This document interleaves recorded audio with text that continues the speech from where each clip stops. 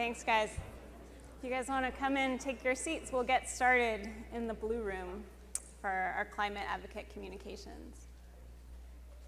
Okay. So today, all right, so hi, I'm Leslie Beatty. I am CCL's Director of Marketing, and I joined CCL earlier this year in January, and I am happy to be here with you today. So my background is in marketing in technology companies for the most part, and most recently I worked at Sunrun, which is the nation's largest residential solar installer. And how I came here was that after having worked at Sunrun for a long time, and we were doing well, and we have over 100,000 customers now, it became clear to me that we really we weren't going to get there on the scale that we were working at. And I started talking to people about what would get us there on the scale that we needed to get there. And I have some friends who work in environment, and long story short, I ended up here. And so I've been super happy to join CCL, and I'm happy to talk to you guys today. What we're going to be covering today. So this is a communications session. What we're going to cover, there are really 4 discrete topics. And in aggregate, they touch on a number of things that cover what we need to do to break through and be heard when we're talking about climate change and when we're talking about CCL. And so we're going to start with some messaging work. And that's just, there are some things when we talk, we all want to be essentially saying the same thing. And we'll go into why we want to do that. We'll cover off on some of the work we've done on that. The second is how we bring it to life within CCL's brand. And so we all know that there's a CCL way, and what does that mean for how we sound and how we act when we're saying our messaging. And then we're going to dive into storytelling, which is how do we even break through in the first place? What's the role of stories in how we communicate? And then we will be talking about listening. And Adeline DeYoung will be running number 4 on this agenda, so she'll come up and introduce herself when it's time for that. If you have worked for a company in the past, the way I think about this is 1 and 2 are really marketing. So what we say, what's the system, and 3 and 4 are really sales, which is how are we going to personalize this thing and make it our own. Okay. So we spend a lot of time here talking about communications, and there's good reason for that. And climate change is really the biggest communications challenge of our time, right? We could solve climate change. We know how to do it, but we don't. And the reason for that is people. People are complicated, and we aren't rational. We aren't rational in a few ways. This quote is from Dan Ariely, who is a behavioral economist at Duke University. And he sort of invented, I think, this whole niche, which is that economists assume perfectly rational human behavior when they're creating their models. And he works sort of in the realm of people aren't rational. We're actually quite irrational, but we're irrational in patterns. And so he's really studied how our irrationality affects our behavior. And this is one quote that he has that I really like, which is, once we take ownership of an idea, whether it's about politics or sports, what do? We love it perhaps more than we should. We prize it more than it's worth, and most frequently, we have trouble letting go of it because we can't stand the idea of its loss. What are we left with then? An ideology, rigid and unyielding. I like this quote because it helps me understand how people can continue to deny climate change in the face of overwhelming evidence. And really, we are oriented this way as people, right? We feel loss much more acutely than we appreciate gain. So it hurts us much more to lose $1,000 than it feels good to gain $1,000. So a lot of why people can't change their minds about things doesn't have so much to do with denial of reality, but more that our brains are really wired that we don't like to lose things. So that's one thing. The other thing that we're really bad at, as in general, is prioritizing long-term over short-term. And that really helps explain how people can accept the reality of climate change and the urgency and then still not really feel like we need to do anything about it because we just have trouble looking ahead of ourselves more than the immediate short term. So when we say communication, we're not just in there informing, right? We actually have to be belly dancers. We have to be inside people's heads. There are these human conditions that keep people from acting the way they normally do. And so we are trying to overcome those. Should I advance the slides? Did I do that? Okay. So the first thing we're going to talk about today is some messaging that we have built around carbon fee and dividend, our solution. The conversation is moving beyond discussing the settled science and whether we need to act to what we need to do about it. This is really good news. There's a couple things driving it, right? The IPCC report came out and said we have about 10 years to get our emissions under control.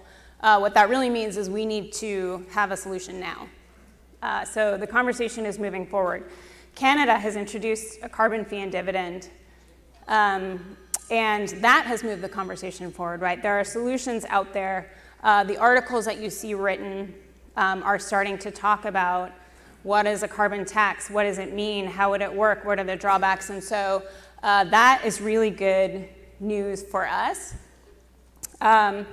And we are going to talk today about what we want to say about our solution. So the work I'm going to introduce to you today, we hired a PR firm based in Washington, D.C. earlier this year to help us with this messaging. And they have a specific niche in really understanding messaging as it relates to the U.S. government. And so they helped us finalize our messaging.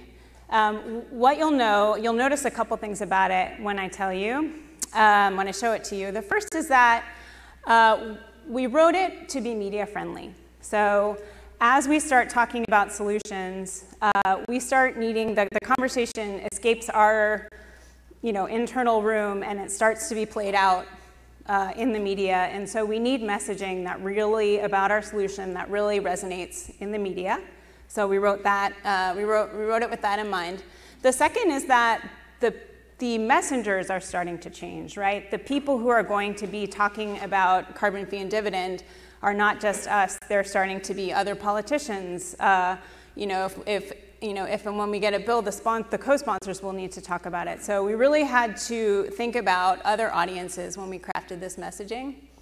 And then the last piece is that you'll notice our messaging has a little bit of a conservative bent, and that is, there's good reason for that, which is that the biggest opposition to a carbon tax will be the conservative media.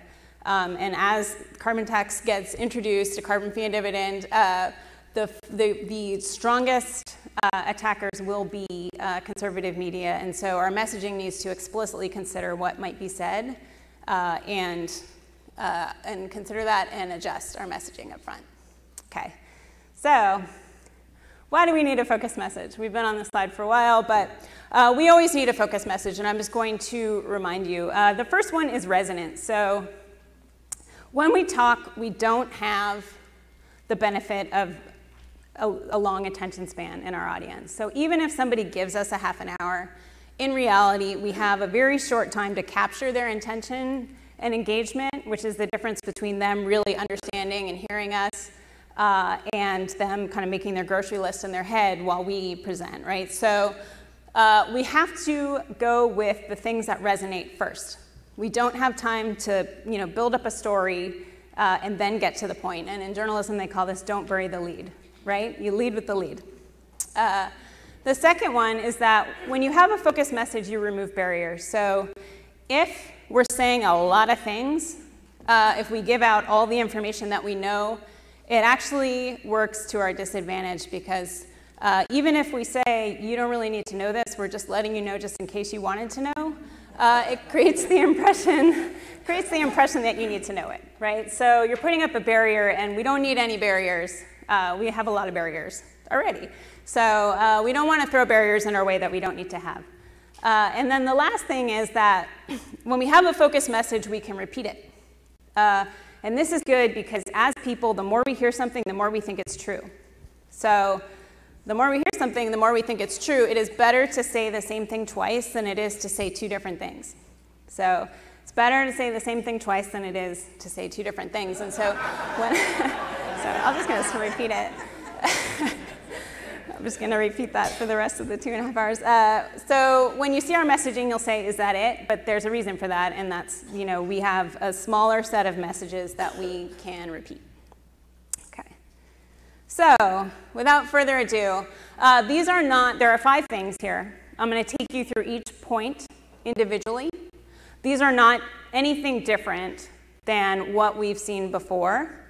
It's just that we're not saying a lot of other things that I think that we normally say. And so I will walk you through each point. Okay. This policy will reduce America's emissions by 33% within 10 years. It's supported by economics and scientists as simple, comprehensive, and effective. So this is basically, it works, right? That's the lead. We have a solution that works that will address the problem at the scale that we need it to.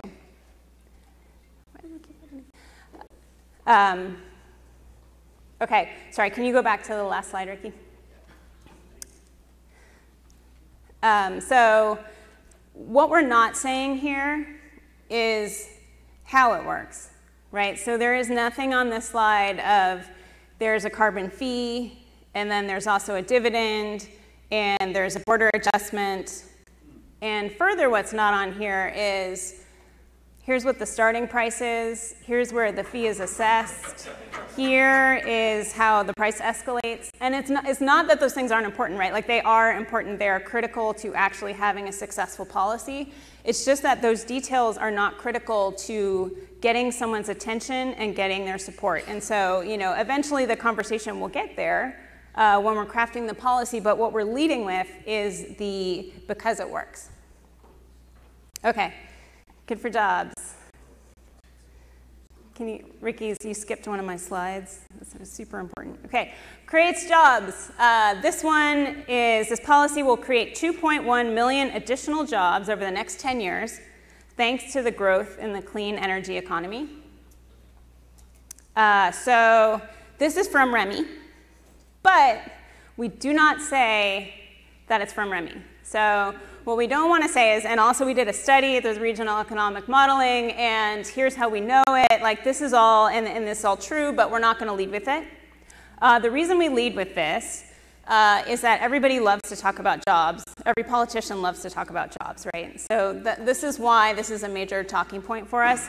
And the economy is a huge worry when people talk about a carbon tax. So we're leading with that. There's a couple things in here to discuss. The first one is that, remember when we talked about how people don't like to lose their ideology or the things they really believe in? This talking point allows Republicans who aren't able to say, like, I was wrong about climate change. It sort of shifts the conversation over to something that they're very comfortable talking about, and it allows them to talk about it without having to say, I was wrong, like, we all have to shift. It changes the playing field a little bit, and we need to have talking points that allow them to do that. So job creation is one of them. The phrase clean energy economy is deliberate, and so we've gotten a lot of questions about this from those people who have seen this messaging already.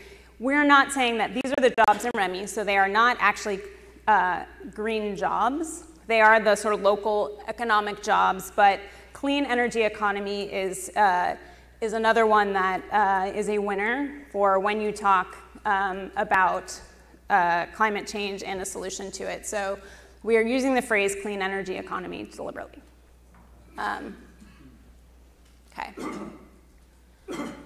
Okay, it's good for people. There's 2 parts to this one. The first one, it will improve health and save lives by reducing pollution that Americans breathe. Poor air quality causes an estimated 60,000 US deaths each year and sickens thousands more. So healthcare was the biggest issue in this most recent midterm election. It's another way for us to tie into a conversation that's already happening. particularly in conservative districts. So that's piece one of this. It improves health and saves lives. It also reduces healthcare costs, which we might say if we were on conservative media. The second piece is the carbon dividend. So additionally, carbon dividend puts money directly into people's pockets every month to spend as they see fit, helping low and middle income Americans. So that is a very solid talking point. Is interesting. We'll watch Justin Trudeau's introduction of carbon fee and dividend a little bit later. He talks a lot about the dividend.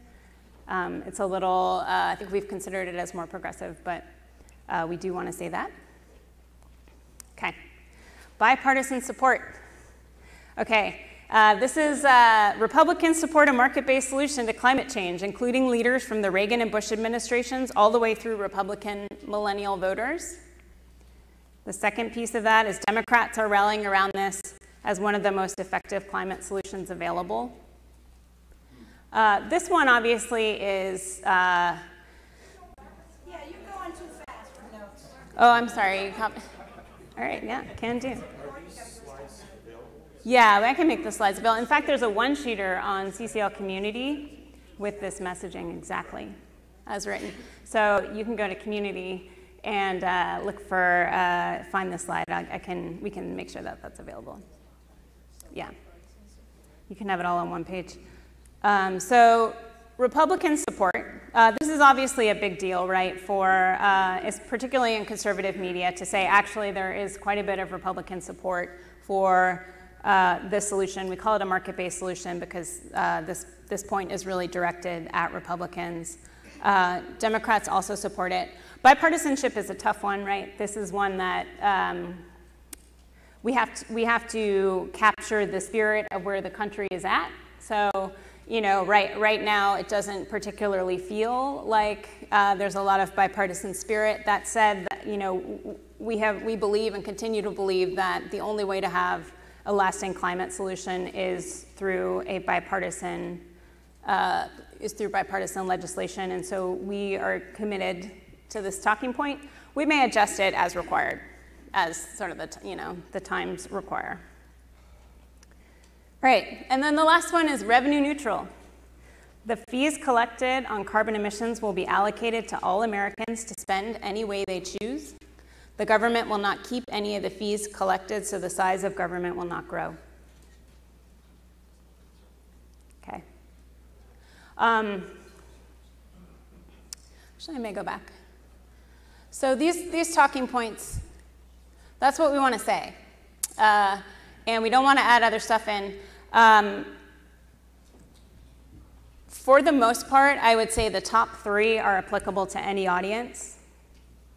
The bottom two, you use your judgment. So revenue neutral may not be as exciting if you're speaking, say, to, you know, a Democratic congressperson, but, you know, use your judgment on those two. The top three are must-haves.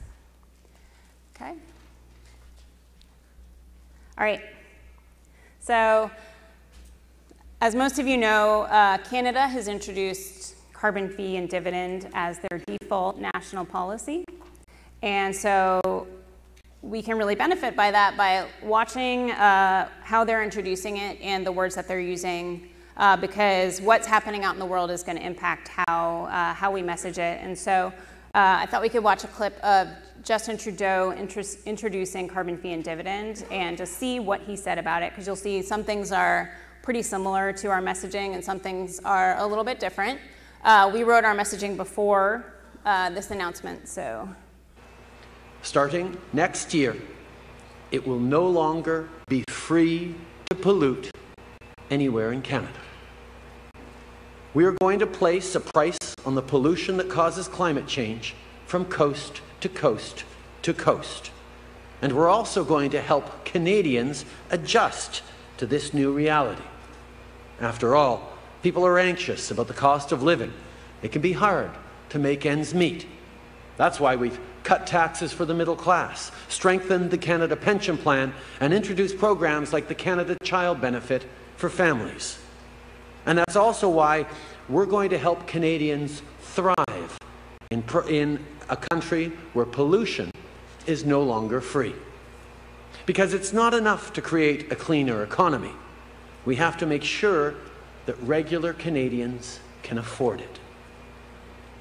2 years ago, I spoke in the House of Commons about the urgent need to put a price on pollution. And since then, many provinces and territories have risen to the challenge, either by building up their own plans or choosing ours. Others have chosen not to. And so, we will act. We will implement the National Climate Plan in the provinces of Ontario, Saskatchewan, Manitoba, and New Brunswick.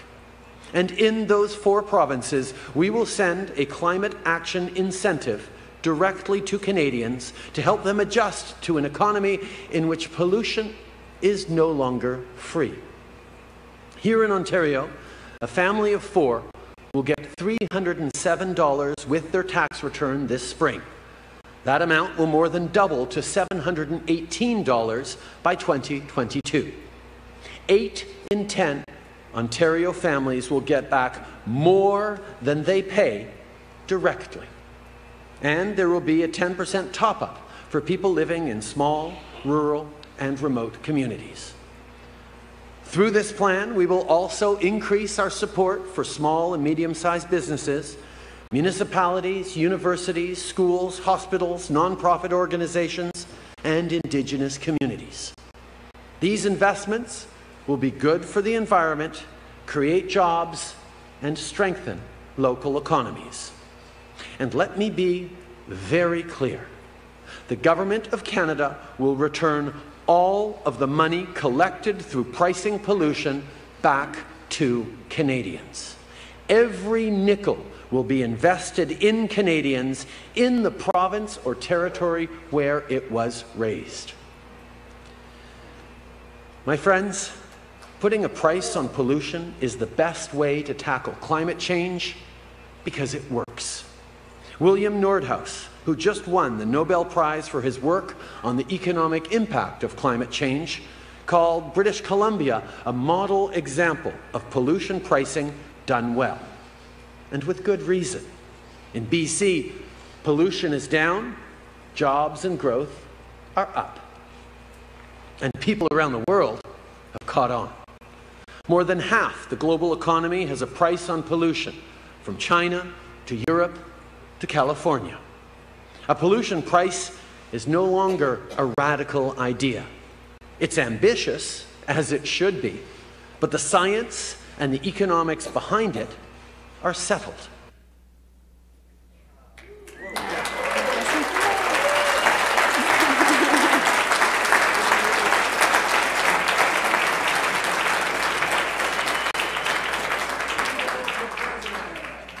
Yeah, so we could watch Justin Trudeau all day and feel better about it.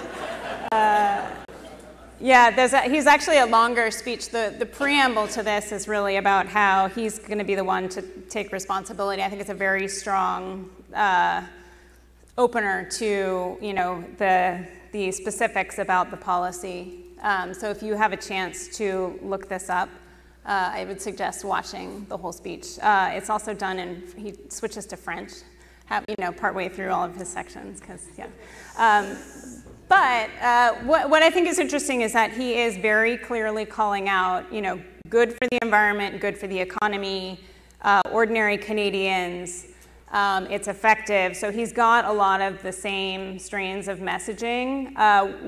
Where we are listening and paying attention is he's using the phrase "price on pollution." And I'll be interested, I'd be interested to see if that emerges. He to a large degree, he's defining the conversation that we're going to have, right? The choices that he's making in his speech are going to impact how we speak about it too, because we want it to be clear that we are talking about the same thing, right? So his choices on how he's talking about it are very important for us because that's the conversation is going to be about. and using those words. So our messaging is in line with what he's saying. He does make some different choices about what words he chooses to use. So, all right, now we're going to go on to how we bring our messages to life. So what we do not want to do is try and memorize the talking points verbatim and then recite them. Because then you switch into recite mode and your eyes go dead. And what you do want to do is sort of remember the topics and the basic points and then find a way to say them where it feels natural and comfortable for you. So do not feel like you need to memorize the points. Now, our media spokespeople, the people who are training for media, probably do need to be saying this exactly. But that is, for us, we just need to know what the message behind it is and then find a way to bring it to life. And so everybody's got their own personal style, obviously. When we're speaking on behalf of CCL, we do certain things because CCL has a brand and a personality. And so we're going to talk a little bit about what that means for our personal delivery of these messages. Okay. So the first one is we are inclusive. And what that means for our word choices is that we like to use the word we when we can rather than you and I. So we can solve climate change together rather than I've always known we need to solve climate change. I'm hoping I can convince you, right? So we try and be inclusive. The second one is be positive. Can be tough. So we can solve this rather than trying to scare people into action. Time is running out. It's true, time is running out, but we want to be careful how we use that because we can scare people into inaction. I'm from the San Francisco Bay Area. I left my children wearing smoke masks when I left for this conference. I am right there with you, but it doesn't really work, right? So the problem with that is that the urgency that we feel, we need to be careful how we communicate it because it can be a little bit demotivating, and we'll talk about that when we get to storytelling. Okay, so do keep your sentences short. So our talking points, you don't have to parrot our talking points, but they are short sentences. That's much easier for people to parse. So we will create 2.1 million jobs through this policy. We don't want to start talking about, we're at 400 parts per million. This is supposed to be 350 is the safe level. We're going to price greenhouse gas emissions. Like all of those words start to, can really confuse people who are trying to really hook into what you're saying. So keep your sentences short and make it personal. So we'll talk about storytelling. Use a good story to form a connection rather than hyperbole or rhetoric. So, I think it's fine to say like, hey, my kids have been kept inside at school for the last 4 days because it's unsafe for them to go outside and breathe the air more than California is literally burning to the ground. We can't breathe, we're choking. We need to, we can make it personal without overdoing the hyperbole. Be true to yourself. So use your natural delivery. Don't force humor unless it really just comes naturally to you. So, the puns, the temperature's rising, I hope we can rise to the occasion. We don't need to do stuff like that. So be true to yourself. And the last one is take a breath. I could do well to follow this one. So pause. I think we actually have more trouble with this in writing. So, I think most people in this room are probably very good at having a conversation. And where sometimes I think we overwhelm people is in writing. We put a lot of words. And so a pause in writing looks like white space, right? So it's enough room around your copy to allow your audience time to react. We don't want to shout. Even in writing, so all caps in writing is shouting. We don't want to overuse color. So if you're talking about Republicans and Democrats, you don't need to color the words red and blue. And punctuation, we don't need to over punctuate. So our personality is fairly moderate. We want to give people a chance to react, and it's hard to do that if there's a lot of stuff going on. We're not giving people the space that they need to react. Okay. So we're going to practice. Some messaging. Now, this is a real interview that Danny Richter did. We're not going to play Danny's responses, but we're going to play the questions, and we're all going to practice answering them. Now, the questions are not directly related to the messaging I just told you, but they are about CCL. It's a good thing to practice because it's one thing to sort of inherently understand the messaging, but it's another thing entirely to be able to call it up when somebody asks you a question. And so this type of practice is always good because it helps us just try and get in the mindset of answering the question right away. So what we're going to do is divide into groups of 4. I have a series of 5 interview questions. I'm going to play them one at a time. So we'll start with the first one. We'll listen to the question, and then we'll take turns practicing answering it. And then if there's any particularly good answer that that the group likes, we'll have people come around with microphones. People can share it. So do you guys want to divide into groups of 4? Just your neighbors, your closest neighbors?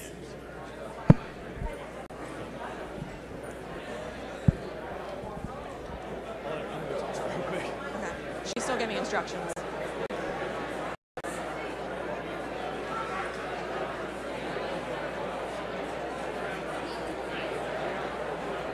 Okay. It's going to be Ashley from all the interns over in the things. It'll be a sense of time. So yeah, it's. Am I moving the slides? Huh? Am I moving the Yeah, slides? you're moving the slides. I'm the one doing it, resetting it. Yeah, I think maybe. Yeah, I don't know if you're like accidentally hitting another section or something. Yeah, so just stop it. I was like, I'm sure I'm doing this, but I don't know It's how. fine. No worries. We'll catch you here. We'll catch you. Just get it back. So Okay. we'll do this for you. All right, is everybody ready? Okay, your first question. Oh, wait, I should say before we start, this is a very partisan interview. So I want to warn you up front, it is a very partisan from the left side. The questions are a little bit leading. Some of the questions are very leading. So it's a good a good reminder that the questions that we get are not always unbiased, right? So you will need to internalize that this person is coming from a specifically political viewpoint and answer with your best CCL nonpartisan hat. But this is a real interview that Danny was participated in. Joining me now is Dr. Danny Richter. He is Vice President of Government Affairs for Citizens Climate Lobby. Dr. Richter, welcome. Thank you. Good to be here. All right, good to have you here. Now, I'm going to throw a curveball at you in a second because I'm going to come at you with a little unexpected skepticism. But before I do that, what is the Citizens Climate Lobby? Okay. What is the Citizens Climate Lobby? Okay, answer among yourselves.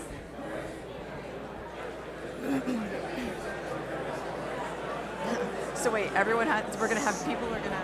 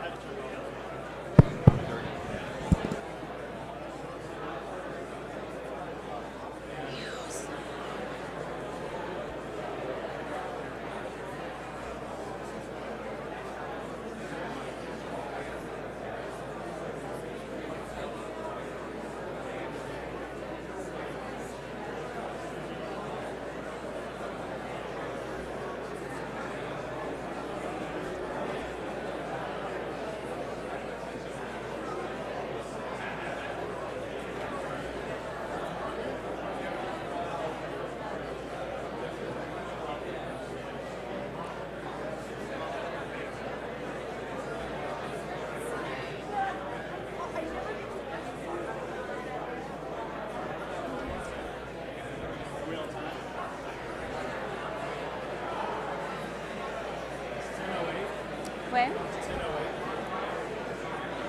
Where do you want to be at this point? I want to be finished with this in an hour, so I think I'm good. Good? Yeah. Oh my God, I'm shocked. I thought it was going to be like 9:37 or something. Hey, there's a light switch thingy back here, and if you're clicking the right way, it says green. Oh, you just did it. It does green, and if you click the wrong way, it does red. So we're like, meh.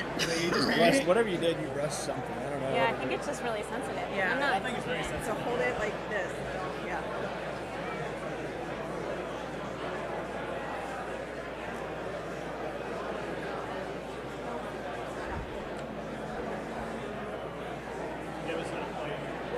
It's gonna play it. No, I'm sorry. I was getting you back to where you need to be. It's gonna play again. Let me just. Can we advance the slide? You want it to play again or No. Okay.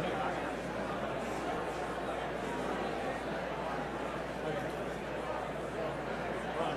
You're good. Just You're not going to let his answer? No, he didn't. He didn't hit it out of the park. So we're just doing the questions. Oh. And then we're gonna have. You did it again, dude. I'm not. Did it happen again? I'm not touching anything. You know what? Did I want to get off the table again? No, she wasn't. No, earlier she was. Does it work? Like I'm just really not touching it. I don't know what's going on. So we had one clicker that would work. And the one that's overly sensitive. I mean, I could put it down and just. I could put it down on the podium. Just walk over. Yeah, I'll do that. And then if it still does it, we'll know that it's not actual.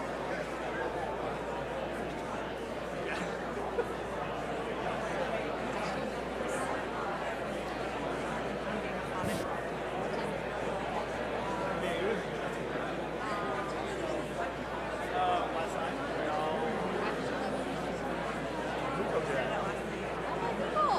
Your people are wrong. You run the show.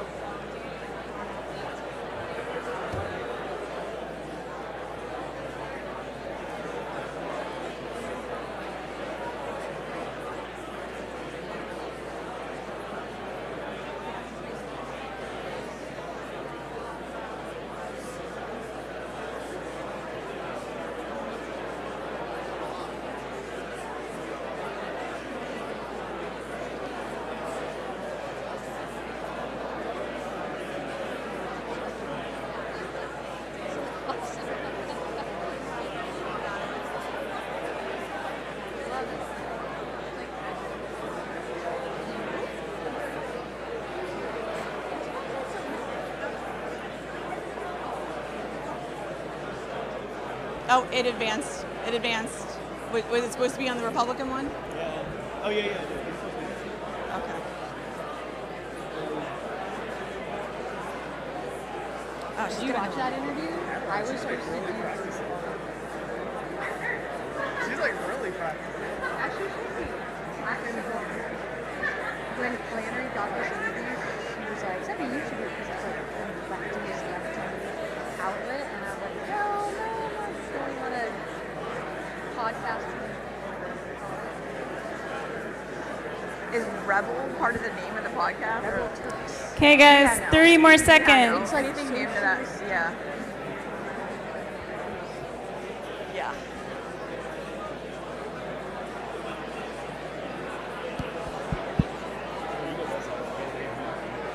Oh, the page in the front. Okay, good to know.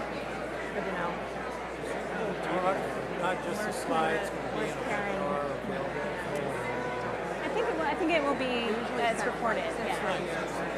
Just this as much as speaking about. Yeah, I think the session is recorded. Yeah. All right. Does anybody have a great answer that they would like to share? All right. We got. Sorry. So it probably is my fault. Okay, can you hear me now? Yes. All right. Does anyone have a great answer they want to share? We've got one back here. Christine Harker from Missouri. This is actually kind of a composite of the four of us, and we're sort of talking about, okay, so this is the Young Turks, and it's very left-leaning, and so market-based economy is not the phrase that would probably be appropriate, but I really like it's no longer going to be free to pollute, and sort of collectively we're thinking, like, okay, so what this means is that CCL, and it's thousands of people all across the United States who are volunteers, who are concerned about climate change, it's no longer going to be free to pollute, and the value of our plan is that it's going to most benefit those who are currently most impacted by pollution. We're going to reinvest in community. All right. One more? Okay, that's a great answer. Next one? Oh, come on. Ricky up front. We're good. Oh, up front? Somebody. Who is it? Right here? Oh, yeah. Hi. Tell us your name. I'm Judy Paris from Chicago. Our group of 6 came up with the following. We're a nonpartisan group of volunteers from across the country. We advocate a bipartisan solution to climate change that's both effective and good for the economy. Yes, that's a great one. You guys, we are over 100,000 volunteers now, so feel free to throw that in there. We're not just a couple, we're a lot.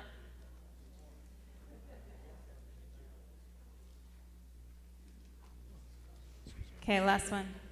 Got right here. We were a group of 5, and we had, what we did was we culled. I mean, when you... Can you hear me? Yeah. We culled some phrases from all the different things that we said that we thought should be in this sentence. Volunteer, climate solution, building political will, nonpartisan, and focused on carbon fee and dividend. Yeah. All right. So we've got the gist. We are volunteer, we are nonpartisan, we are focused on a solution that's effective. All of those are great answers to who is the Citizens Climate Lobby. We're going to move on to the next question, and here starts to come some of the partisanness that you're going to see in the questions. Oh. Does it work? I mean, when you, I'm keeping it real, right? When you go talk to Republicans, have you guys ever flipped a single Republican? So that's the question. The question is a little combative, right? Have you ever flipped a single Republican? Our challenge is to talk about our bipartisan success and what we've been able to accomplish. Okay, break into your groups again.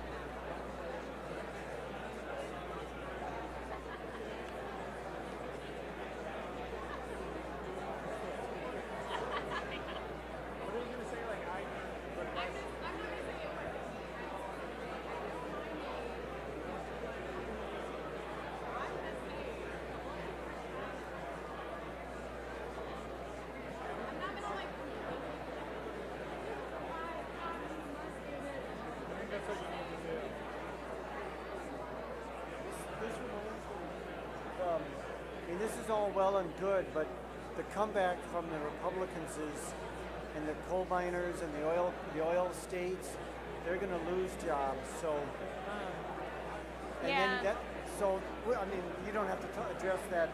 Once you can address it to this group, that'd be good, because that's what they gripe about. Yeah. The miners and. I mean, I think the way that we have thought about that is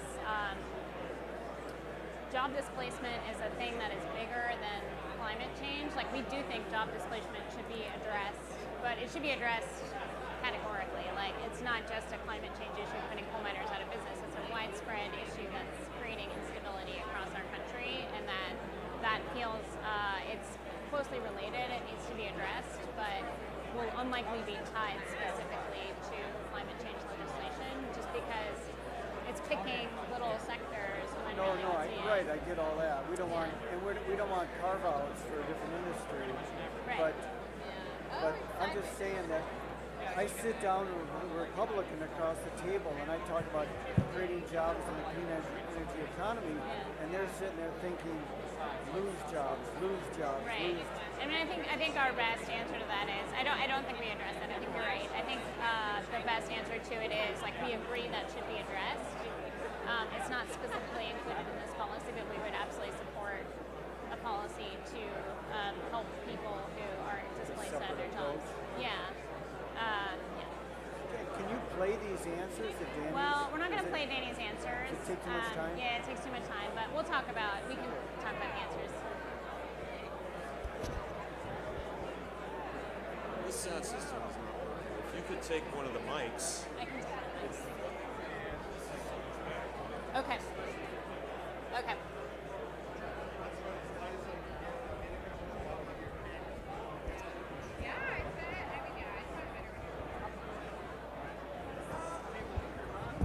Hey, Ricky.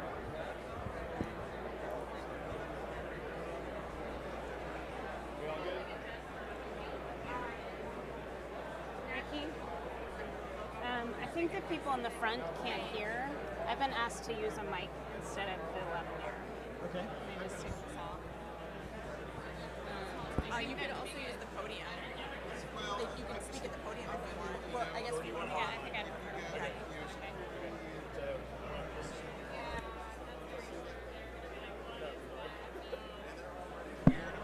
It's on. Leslie, that you had some timing, 2-minute timing thing on the slides that was set, so Dinesh just unchecked that box, so that might have been somewhat related. Why it might have when it transfers from Google Sheets. Okay.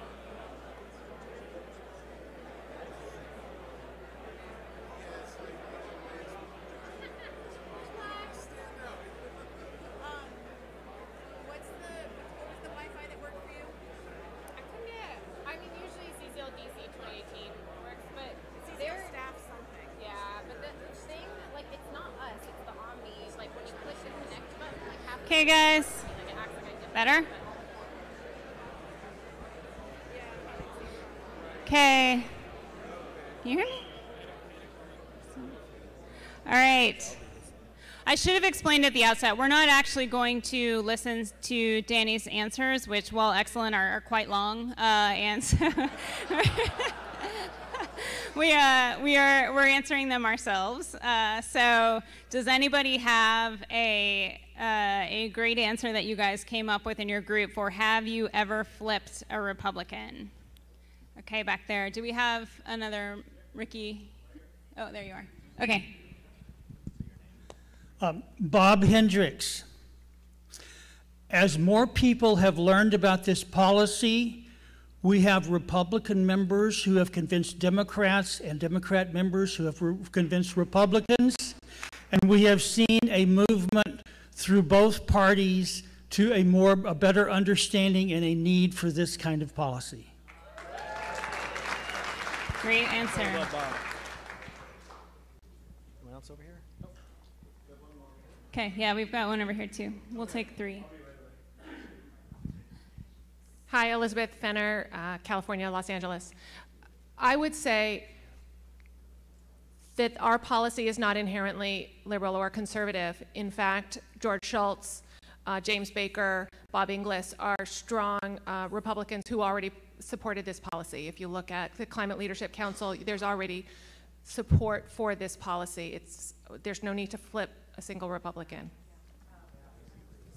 All right. Sorry, we'll come. Ricky's like sprinting around the outskirts.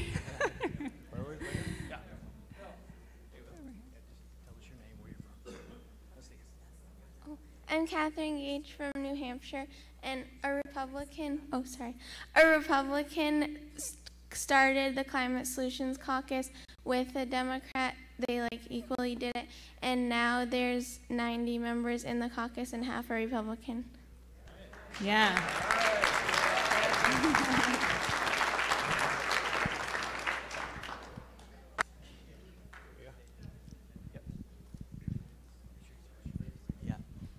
Andrew McDonald, Fairbanks, Alaska. So, have you ever flipped a single Republican? We don't see our mission as one of flipping Republicans. We see this as a matter of coming together to find a durable and effective solution to climate change. We have had a lot of success bringing together Republicans and Democrats to address this issue. Yeah. Okay, so those are great answers, and then we'll hear more about it this afternoon. But we think climate is too important to be partisan, right? So that's a great spirit. Is there one more? Yeah, time for one more. Thanks, Randy Freed from Manassas, Virginia. I think our response would be, your question assumes that Republicans are all against climate change action. And a lot of Dems might think that, and even a lot of Republicans may think that, but that assumption turns out to be wrong. The solution that we're proposing is effective, it's bipartisan, it is a free market solution, and it turns out that a lot of Republicans are very much for this. We helped develop the Climate Solutions Caucus, which has equal members of Republicans and Democrats, and one of the things that we do in our lobbying is inform other members of Congress about the positions of their peers. It turns out, much to the surprise of many Republicans, that there's a substantial amount of support for action in the Republican Party already. And we're just helping to bring that out and make it more forthright. Okay. Thank you. All right. That's excellent. I can see that we have all encountered this question before. So I'm gonna, sorry, is it possible to move, we're stuck on the same slide. I don't want to play that question again. Does it work? Perfect. Okay, so here comes, on the heels of that, a really, really partisan and slightly offensive question. I'm going to play it for you because I think that we should know how to answer it. But I will remind you before we listen to this that nobody really uses facts to form their opinion.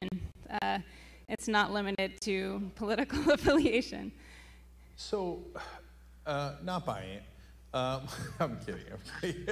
So I love that story. I love it. So just one more thing on that.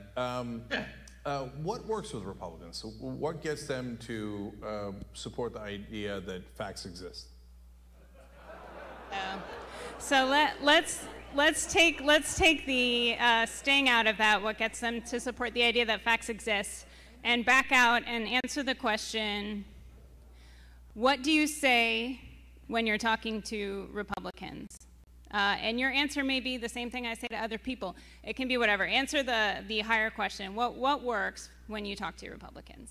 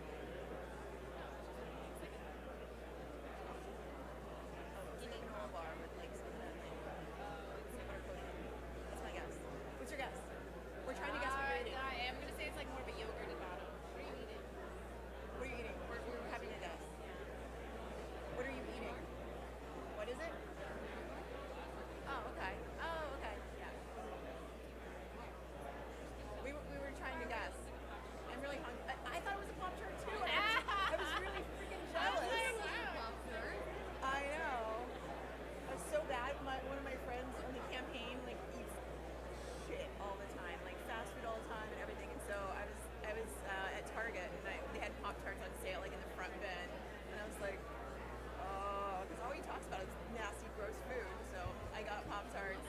And then the next time I went to Target, I got more Pop-Tarts. Right? That's the problem. And then I was like, I gotta stop getting s'mores Pop-Tarts. I tried to be full when I go grocery shopping. Yes, that is the worst. I will buy a bag of chips and start eating them in the car in the drive-thru.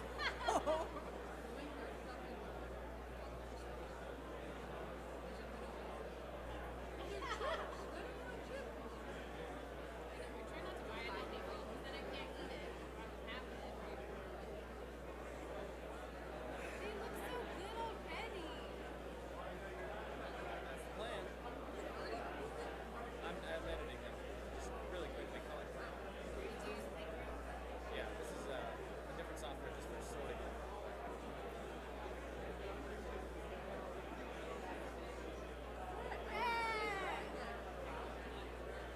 He's a really good speaker. You should what? This is a little long thing we were doing this morning to give us some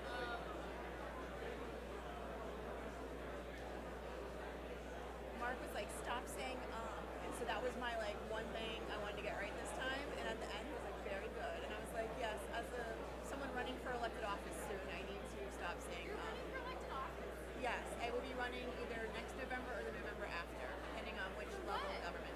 If I run next November, it'll be for Brookhaven Town Council, which we have like almost 100,000 people in our town. And if I don't run for that, I'll be running for New York State Assembly in 2020. I would much prefer to be work at New York State Assembly because it's state issues, so I can actually work on a carbon tax at the state level. I can work on legalizing marijuana. I can work and decriminalizing it. I can work on. New York should have. Michigan has legalized marijuana. We have medical marijuana, but it's weak and ridiculous. And it's super fucking expensive. They had a hearing for medical marijuana in New York. It was costing me $7,000 a year. And it's like watered down crap. What's that other handout? Leslie has it.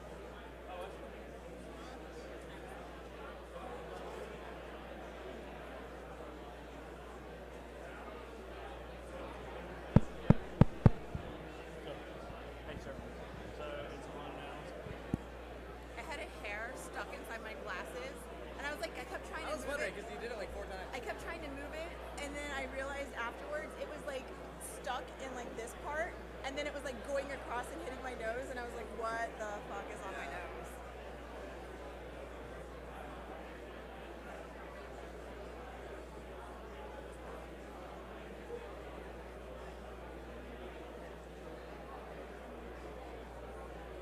This room governors. Yeah. Okay, guys, 30 more seconds. Like the weirdest setup, the weirdest light. It is such a bad room. Yeah. There are windows in there. Did you Right, leave the windows right. open? I can't do anything with them. They are open. I mean, the blinds, they're open. Oh yeah, they're open. But that's the problem. Is you have the color of the window light and then the color of these lights and then like a third color. All lights have different colors. Yeah. And here there's like 3 different colors of lights. Yeah. And it makes it a mess.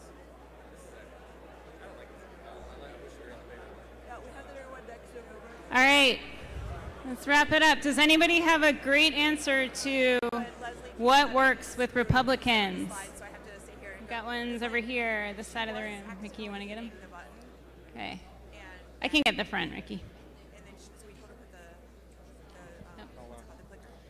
Larry Hans from Madison, Wisconsin, and I just said the same thing that works for Republicans works for Democrats. A job creator, something that makes our air and water cleaner, something that minimizes the risk of climate change in the future.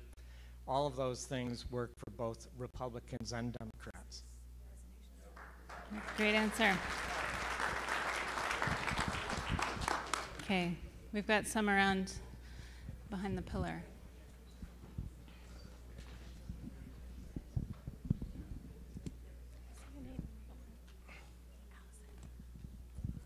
Hi, Marty Hopkins from Delaware. I would say, in our experience, what we have found is that what works with Republicans is the same thing that works with Democrats: respectful dialogue. We have found that when we have taken the time to listen to them and hear their concerns, they have started to reciprocate in many, many cases. And that's not something that's probably common knowledge, but that's what our experience is showing us. And our numbers are showing the same thing, because in the past 10 years, we've gone from a large majority of Republicans who were opposed to this kind of climate action to really a majority who now favor it. And we feel it's because the respectful dialogue approach works. All right, last one in the back. What works for Republicans is respectful communication. It's calls from our district, it's letters from our district, it's problems facing our district, it's votes from our district. Great. Danny, we can't play Danny's answer again because we're short on time, but Danny had a really nice answer to this question, which involved taking it down to a personal level and forming connections and shared values on a personal level, which I also thought rounded out this answer really nicely. So we have a lot of things we can say when people ask us what works with Republicans. Hold on, am I still on? So. Oops. Okay. All right, guys, this is our chance. Okay, we'll go. This one is. Oh, sorry. There's a lot of logic in it, and look, I'll be honest. I like air conditioning, but if you said, "Hey, Jen, you have to pay a lot more for air conditioning," I get it. Yeah, because it melts the planet. So sad day for me. Okay, so because I want my kids to live, so I like that more than I like air conditioning. Anyway, real quick. You all guys also claim that it's going to create 2.1 million jobs across the country. How? Okay, you got asked the question, how will it create 2.1 million jobs? All right, let's take a crack at this answer. This is permission by the interviewer to answer how it works, right? So here's where you get to go into how carbon fee and dividend works and how it can create jobs.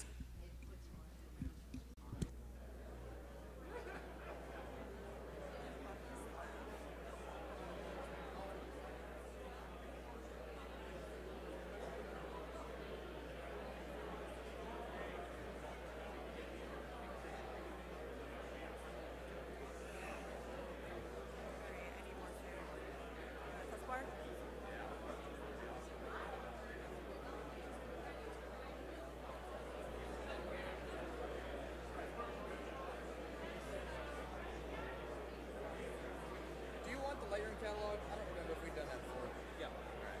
Always. I'll make a new one then.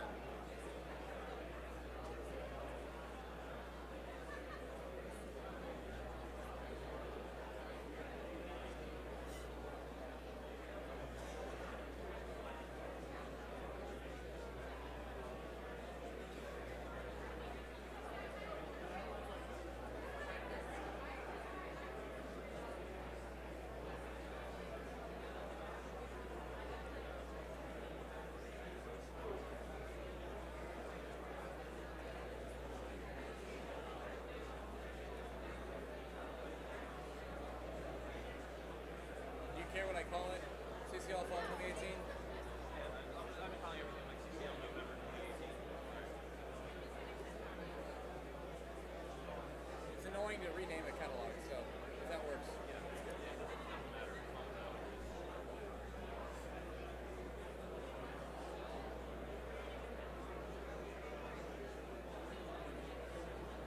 So today's honestly really light. Like there's not that much happening. Yeah. Yeah, I mean, okay, yeah. I guess I forgot that. I always expect them to be that big.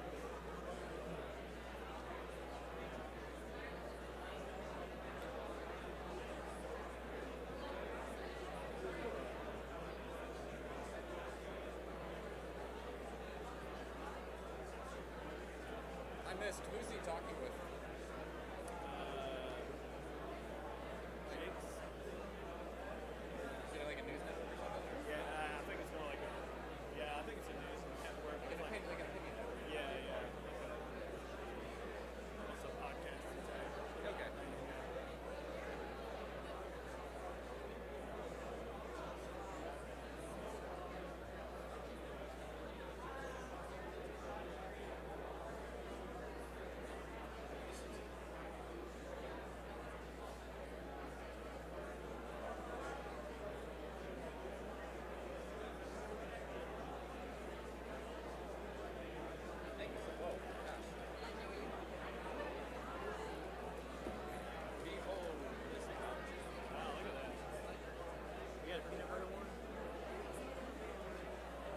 these from last year? Thanks. These are leftovers.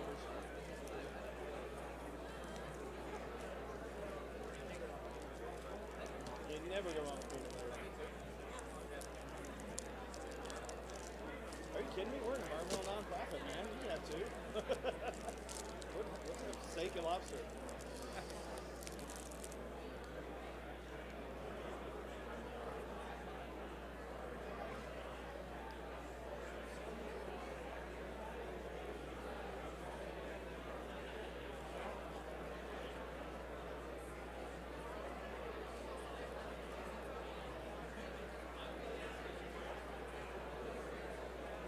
So, how much control do you have over, like, individual hotel levels? Obviously, you have what I'm asking, stuff like last time, like, would you request a paper cuts or other stuff like that, or like, it's kind of a shame, like, I mean, we can, but like they can't. They don't always. of course, like, yeah. Back there.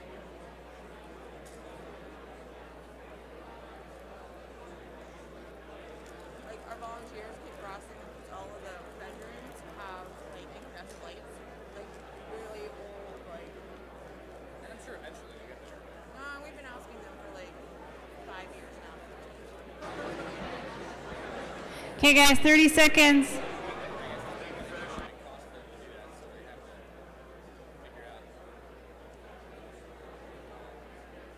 One of our major donors like, is really pissy about it and asked to speak to like the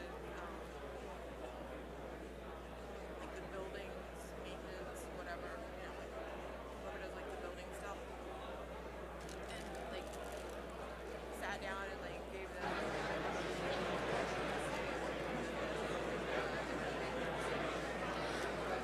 All right. Does anybody have a good answer to the question, where do the 2.1 million jobs come from? Okay, we've got over here. Do you want to? We've got, oh, here comes Ricky. Stand up and tell us your name and where you're from. Thank you. I'm Hannah from Lancaster, PA, but also Huntington, PA. From Juniata College, yeah. For this question, we said that, first of all, there's not going to be any job loss because you're creating renewable jobs as the coal and gas and oil jobs are going away. And renewables actually require more labor, so you're going to gain jobs through that. And the dividend gives people money in their pockets that they spend on goods and services, and that helps to grow the economy. And that way you're creating more jobs and goods and services. Yeah. So that last half is really the crux of it, right? You're growing the economy through the dividend, so the jobs are local. That's a good word to use when you're talking with your congressperson.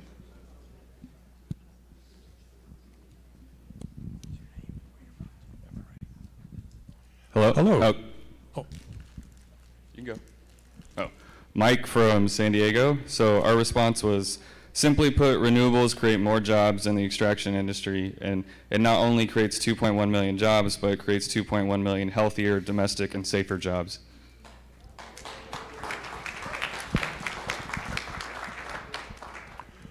Hello, I'm Dave from San Francisco, and in response to the comment just before that one, I've been leading the Labor Outreach Action Team and talking with labor unions. And it's not quite so simple as that clean energy jobs will be created that the fossil fuel workers losing their jobs can go into. That's because fossil fuel jobs are highly unionized, good pay and benefits. The renewable jobs, for example, rooftop solar installation, that's all non-union. So it's apples and oranges. And we should understand that jobs created may not be seen as comparable to the jobs that are lost by the workers that are losing those jobs. Well, I mean, the the clean energy jobs could become unionized. That's really the responsibility of the unions to organize drives. There have been some attempts, not so easy, particularly in residential construction. But there will need to be some transition assistance. There was in Carlos Curbello's bill. And if it's really good, like a GI Bill, people could go to study whatever they want and get into other employment. That's one possibility. We can also say that the job loss rate is very slow under carbon fee and dividend. But it's something we're still working out in our conversations with unions. Okay, thank you, Dave, for that explanation. Guys, one last one.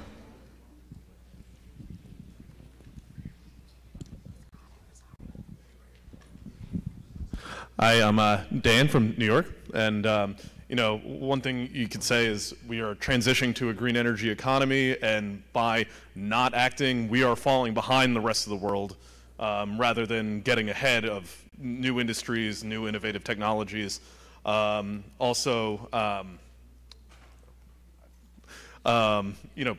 With the average person getting more money in their pocket, it benefits most people, which I think is a good thing. Also, pointing out that we have in this country world-class renewable energy resources, which are untapped at the moment, or largely untapped, is a good place to be. Like talking about the bountiful resources that we already have that we're just missing out on. So, anyway, that's. Okay, so the 2.1 million jobs in REMI really are due to the dividend, and so that is something we should all know, is that when people have extra money in their pockets, they spend it on things in their local economy, namely healthcare. So actually the 2.1 million jobs in REMI are largely healthcare related jobs. There really isn't, there would be an additional jobs created through clean energy. Ours are specifically related to the spending that happens when you give people the dividend, and so that's where this figure comes from. And so those are all good answers. And that is an excellent job. You guys could all do a Rebel HQ interview the next time it comes up. Okay, so we're going to switch to storytelling. So moving on from what we want to say that we always want to be saying the same thing. We're going to start talking about what we can do to really get into the conversation. So we use storytelling really as a way to get people's attention, right? To break through and establish shared humanity, shared values, and really to get people to listen and engage with us so that we can actually get to the 2.1 million jobs and have someone listen to us because they've engaged. And so storytelling really is about how do you form a connection with your audience, whether it's one person or it's many people. I'm quoting Dan Ariely again because I like him. Basically, we're storytelling creatures by nature, and we tell ourselves story after story until we come up with an explanation that we like and sounds reasonable enough to believe. The truth is that this is how we exchange information as humans, and this is how throughout time we have exchanged information by sitting in circles and telling and listening to stories. So storytelling is actually really enjoyable for us to do, and it's something that's sort of in all of our genetics. And people like to do it, and it's a way that we've formed, it's really how we have formed our opinions and our shared understandings in the past. And so I hear a lot that, there's a belief that people no longer think rationally. And the truth is that none of us think rationally, right? There's been a lot of research done on this, and all of us are dominated by our intuitive minds. So our minds are very quick at coming to conclusions, and then we put our rational minds to work collecting the facts that support the conclusion that we've already come to. The problem is that it feels to us like we are rational. So it feels like we are actually evaluating facts and coming to a rational decision. And it's very obvious to us that other people are not rational, but it seems like we're rational. So none of us are rational. And when I think about it, I wonder if what we're not experiencing, it's not a failure to think rationally, it's maybe a failure of storytelling, which is that we don't have the same fabric of sitting around telling each other stories and have this sort of common understandings. That's been ripped apart a little bit, which is just to say that we can and should use storytelling to its greatest effect, because it's a really powerful tool to form connections with people. Okay, what makes a good story? Marshall is really our just best storyteller here at CCL. When Marshall sits back and kind of settles in and starts with one time, it's a great feeling because you know something really good and entertaining is coming. So what makes a good story? Really, it's something that you enjoy telling and you think is a good story. So it's hard to separate the story from the storyteller, and you need to be comfortable telling your own story, and you need to kind of enjoy telling it. And that starts with a good story. Ideally, it reveals something surprising to people, some connection that they hadn't realized existed in the world, and that can be a very small connection. We don't need to draw in all of the loose ends of the world into your story. It can be a very small personal story, can be very impactful. The other thing is stories have structure. So a story isn't a speech. There's something different about a story, right? It's not just a speech about what I think or how I feel. There's actually an action sequence, right? If you sat down, you could plot your story among a bunch of different plot points. So this happens, then this other thing happens. There's some sort of tension that needs to be resolved, and then it gets resolved, and then you sum it up. So that's what separates out a story from just a speech.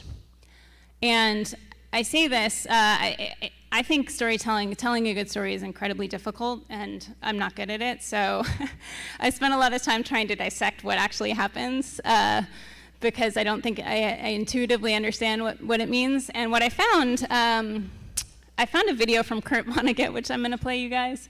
Kurt Vonnegut is the American author who wrote Slaughterhouse-Five. And sometime back in very low quality video era, he went through and mapped out emotional arcs to the story. So bear with me. So stories have plot points, but they also have emotional arcs. So they take their listener through highs and lows.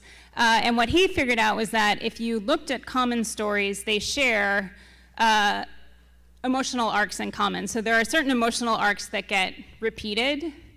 And I'm going to play you the video, and then we're going to talk about what that means for our climate change stories.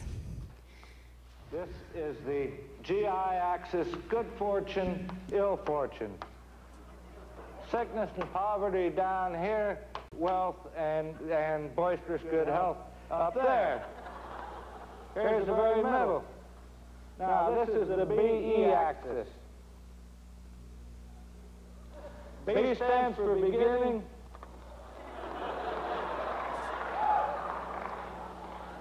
E stands for electricity. Now this is an exercise in relativity, really. The shape of the curves are what matters, not their origins. So we'll start a little above average. Is why get a depressing person? We'll start the whole thing. We call this story Man in a Hole, but it needn't be about a man, and it needn't be about somebody getting into a hole. But this is a good way to remember it. Somebody gets into trouble, gets out of it again. People love that story. They never get sick of it. All right, not copyrighted. Another story, also a beautiful curve and easily fed into a computer, called Boy Gets Girl, but it needn't be that. Just a way to remember it. Start on an average day, average person, not expecting anything to happen a day like any other. Find something wonderful, just loves it. Oh, God damn it.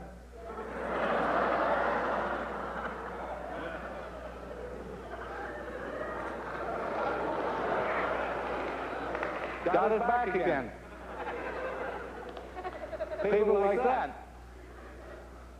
Now, these are beautiful curves, and this gets a little complicated.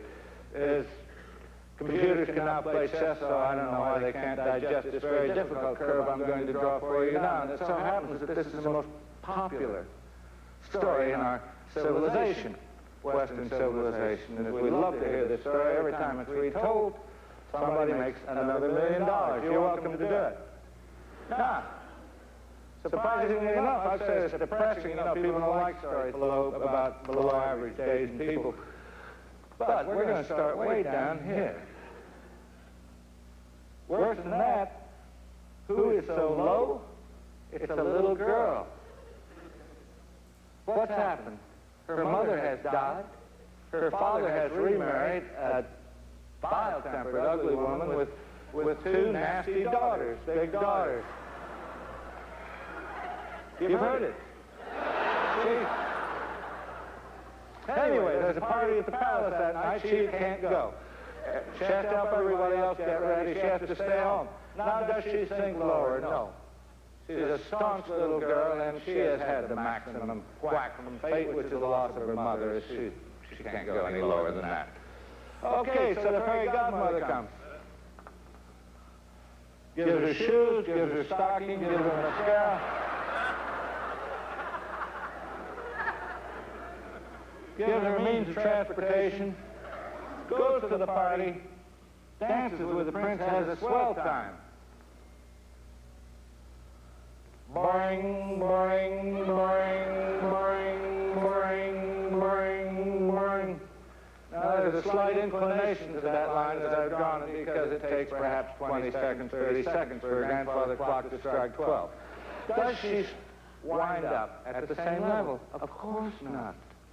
She will remember that dance for the rest of her life. Now, she poops along on this low till the prince comes to shoe fits. She achieves off-scale happiness.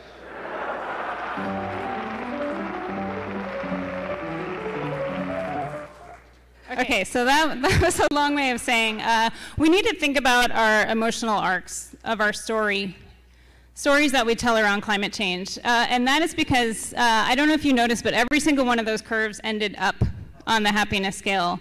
The stories we tell around climate change tend to be the Icarus story model, which is, you all know the story of Icarus. He gets a pair of wings made out of wax and feathers from his father. He gets told not to fly too close to the sun, but he loves flying so much that he flies too close to the sun and he plummets to his death. And so this is used as sort of a cautionary tale. Like there are plenty of stories that fit the Icarus model. But the problem with climate change is that we're on the Icarus, we're in the Icarus model. And so we really, if we tell the Icarus climate story, which is to say death and destruction, and then we leave people there, we really are stranding them in an emotional place where they are not capable of taking action. So when we tell a good climate story, in addition to making it personal, there needs to be a way to kind of move through the emotional stress of climate change and leave people up at the top. So I would encourage you to think about your story not just with, what is it that I want to communicate, but also with how am I leaving somebody? And am I leaving them uplifted, or have I plummeted someone into the abyss? Okay, so be personal. Don't be afraid to share your imperfections and vulnerability. I think I'm running long on time, so I'm just going to play a couple ones that work. This is my very favorite CCL personal story. That we captured this after the June lobby day. Hi, everyone. I'm Alan Hubbard from Lincoln, North Carolina, and I'm really proud to be here. This is one heck of an awesome group. I've never seen a bunch like this, and it's actually given me a purpose because 1965 I got out of school and went to work in the oil industry. For 20 years, I was in oil exploration and production in South Louisiana, most of the time in Lafayette, Louisiana. There was a young lady there. We thought we were patriots. I mean, we were patting ourselves on the back, thinking, oh, how to solve the energy crunch. And so, anyway, after about 20 years, the oil industry collapsed in Louisiana, the domestic oil industry, and I found myself in Charlotte, North Carolina, doing environmental consulting.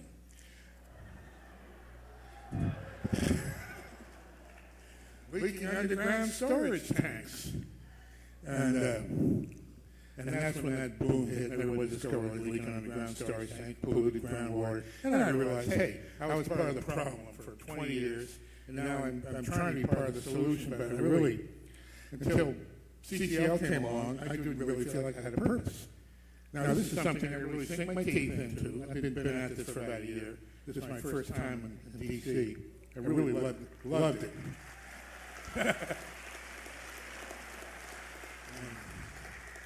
And it's given me a real purpose. And my grandchildren know that Pops is trying to do something for their future. Okay, so that is a great story, right? It's humble, right? He's not claiming to have played a bigger role. He sort of, I think we can all relate to the experience of finding ourselves subject to forces larger than we understood or what we could control. And he does just an amazing job of creating momentum at the end and establishing his values in a way that people really can understand and relate to, right? He's doing something for his grandkids, and everybody can really hook into that. So I think that's just a wonderful personal story. Obviously, he's got a background that relates.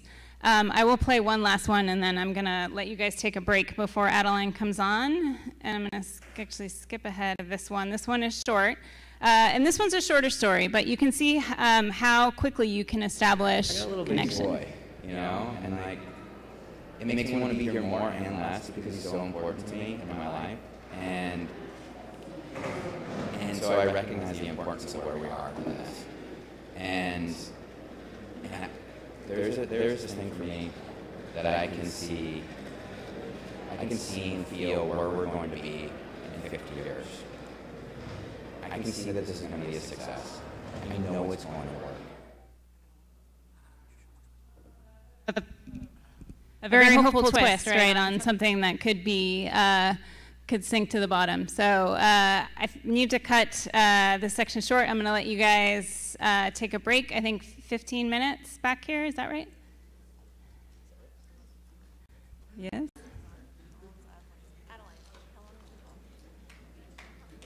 All right. Thank you, guys. Hi.